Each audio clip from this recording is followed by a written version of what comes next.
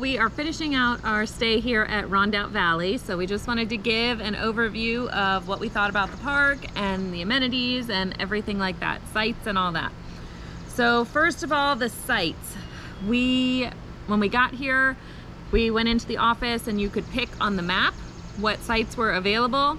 They had some 50 amp sites, not a whole ton, but we got the last one that was full hookup and 50 amp. But there are some trees here, so that was a little bit of a bummer for the Starlink. So other spots that we could have gone into that we saw in our walks around. So if you knew what you were looking for and you were better at it than we are at picking sites, since this is only our second site we've chosen, you probably could have picked a good site. The sites are back in. They do have some pull-through sites here. They are on gravel, pretty fairly. Yeah, they're all pretty level. They're all good sized, level. I don't see any issues with the campsite. There's our next door neighbor here. His campsite is really close to the tree. Like his camper's 2 feet away looking at it right now. But the rest of them were very open. They all look very easy to get into. So yeah. Yeah, it's been good. There is a creek behind our site, so that's been kind of cool. The kids have been playing back in there. There is a stream on the other side that you could also be behind, and a pond that is full of fish for catch and release that you could also have right behind you. Yeah, the kids had a great time fishing and catching snapping turtles and catching bluegill and just had a ball. Yes, yes. They do have a camp store here up front that does have some little groceries and toys and things like that. And then they do have a snack shack also at the activity center, which is open, I think, Wednesday through Sunday. And yeah, they have snacks, and they have on the weekends they have breakfast buffets, and they have, like, they serve dinner there. I mean, it's more boardwalk affair, lots of fried stuff. You know, ice cream, of course, candy. But, you know, good little treats and snacks for the kids. Yeah, so on the weekend they clearly do more, but that's open for candy bars and ice cream Wednesday through Sunday also.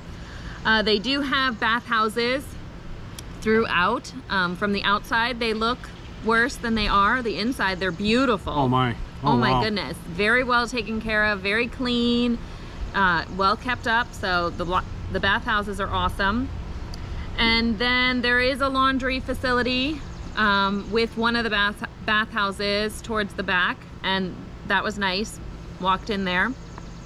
There is a pool. The pool has a very low shallow area, very big shallow area, and then the deeper area. There is a jumping pillow here, which is broken right now, but they've been working on it to fix it. So that might be fixed by the time you get there. There is a playground, 2 different playgrounds, and a wooden train that the kids can climb on. The activities building is actually fairly large. There's a stage in there and some tables and then some arcade games on the side. And the activities people do an awesome job on the weekends. Oh my gosh. I'll show a picture of all the activities lists, and it's your Saturdays and Sundays are booked. If you want to do activities all day, you can literally do activities all day here. Yeah, and they put up a blow-up screen and do a movie on Friday night in there, so that was fun. They also have the horseshoe pits and the cornhole. They have a bunch of cornhole boards that they pull out.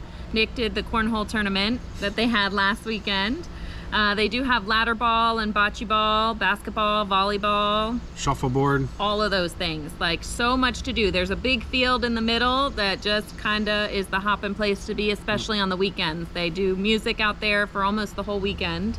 Starting Friday afternoons after lunch. Yeah. And it's music for all ages. You know, it's nothing offensive to your kids or anything. So those that don't want to hear that kind of stuff, they don't play that kind of stuff. It's a good mix. It's a good mix. That makes it fun for everybody. It's a fun atmosphere to be around, to be outside and everything. So they have a gated dog park up at the beginning. Oh, yes. Where you can fenced in, where you let your dogs run around. I think they have like a tire and maybe a slide or a ladder or 2 up there. If you're into that kind of thing, they have that here for you. And they do have a trail in the back. A hiking or biking trail that's mulched throughout.